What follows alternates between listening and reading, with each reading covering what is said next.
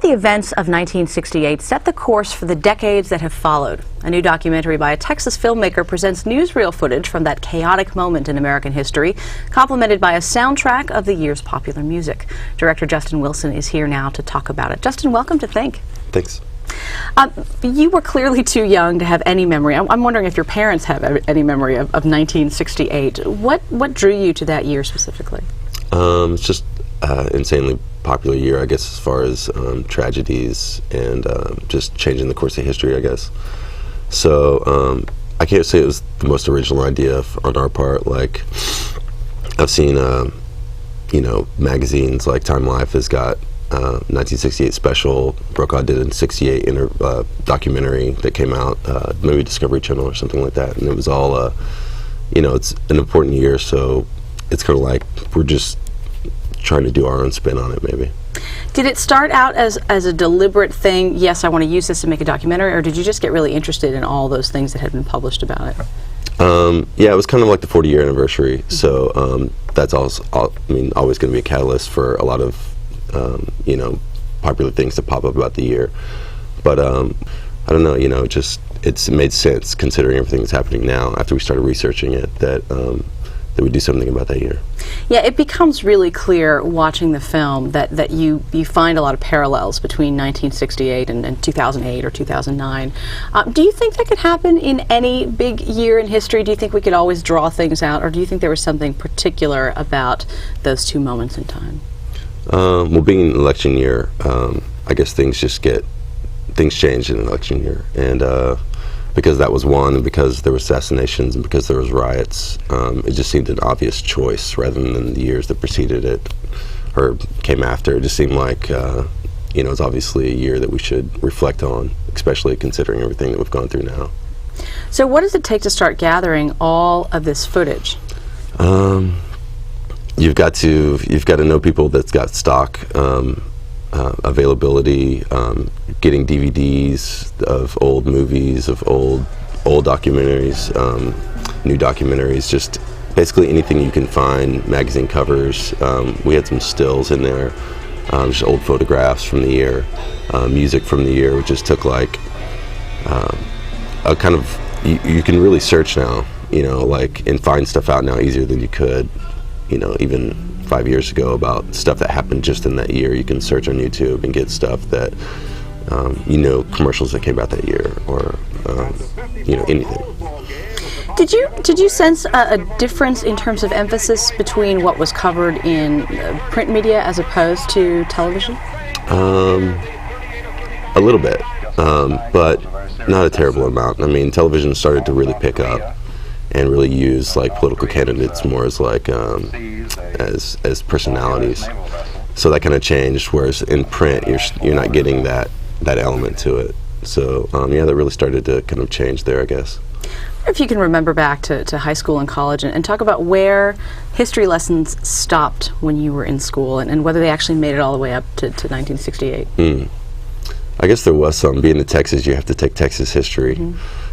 So that really took up a crazy amount of my time, I remember, in all school years. But about that year, you know, I really only heard a little bit about Eugene McCarthy growing up, and doing this film really opened my eyes to how close he came to really becoming the president that year, and how much of a story that's not talked about.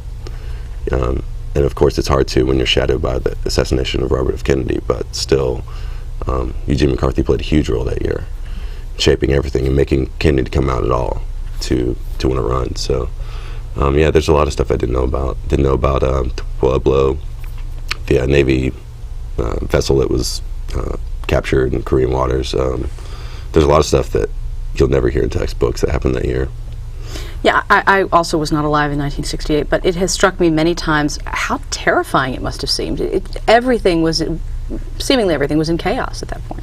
Yeah, I think that as soon as there was riots in Chicago and that was broadcast to televisions, some of it was, not much, but the fact that it was all captured on film and really shown to people, you know, even the small amounts that got out was truly terrifying to, you know, middle America, for sure. I wonder if you've seen among audiences a different kind of reaction from those who actually remember the year and were maybe young adults, as opposed to people who have come to it afterward as sort of this curious moment in history. Definitely with the veterans, they all seem to connect in a much different way because Vietnam just played such a heavy part of that year with the Tet invasions in January, and they've told Tony and I and Jack just how much they are so moved by how far we've come and like what exactly happened that year, and looking back on it, like it's just super huge deal to them. So definitely the people that were there and people that can remember where they were when Martin Luther King was killed, it definitely strikes a different chord to them than it does to any of us that weren't around or too young to remember. I wonder if there are things that you discovered in the research and the production of this film that you thought to yourself, oh, that's where that comes from, or now I understand why people say this or do this. Definitely. There were so many of those moments. It's hard to think of them all now, but there's so many things that made sense to me about where we are now just from doing the film that really seemed to point us in the direction of like how far we've come, how far we haven't come with certain things. But yeah, there was tons of epiphany type moments from creation. Yeah, I also really like the context that the film images bring to the music that you have, because we've all heard these songs thousands of times, but somehow they have a more profound meaning when you look at them and realize what was going on when they were being written. The songs, almost all the songs were released that year, so the big political songs like Masters of War, for instance, definitely written about certain peoples in power that were kind of highlighting the film during that moment. So I think, yeah, definitely, I haven't ever seen music videos for any of those songs or anything, but, had they had the ability to, or I'd wanted to, I'm sure it would have been a similar type thing, for the artist. Do you feel now almost as if you've experienced that year yourself, given that most people saw most of those events like you did on their screens? Yeah, I feel like I lived it now. It took about a year to make. It took a year to happen and a year to make, so yeah, it feels like we were there.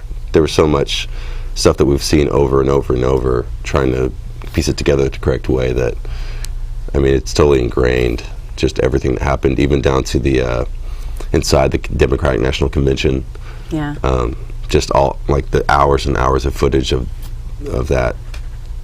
Just it feels so completely surreal to be almost more familiar with that than years when I was young, like when I was, say 8 years old. I'm more familiar feeling in my memory with 1968 than my own year, but yeah, that's what happens. Thank you so much for coming in. Really interesting project. Thank you. To access our free podcast, you can go to the Think page of KERA's website. Our email address is think@kera.org. My name is Kris Boyd. Thanks for being with us and have a great week.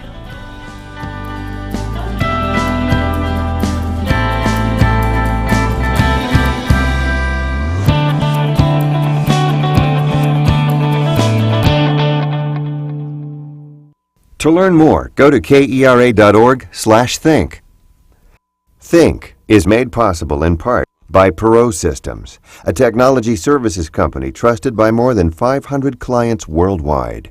Perot Systems delivers technology infrastructure services, consulting, application solutions, and business process solutions that enable growth. By Southwest Securities, a nationally recognized regional brokerage firm that's been meeting the needs of Southwest investors for more than 30 years. Southwest Securities is a member of the New York Stock Exchange and SIPC. By the Executive Education Center at the University of Texas at Dallas, providing degree and non-degree programs to help corporate professionals and executives stay ahead. On the web at som.utdallas.edu/executive. And by the valued support of KERA members. Thank you.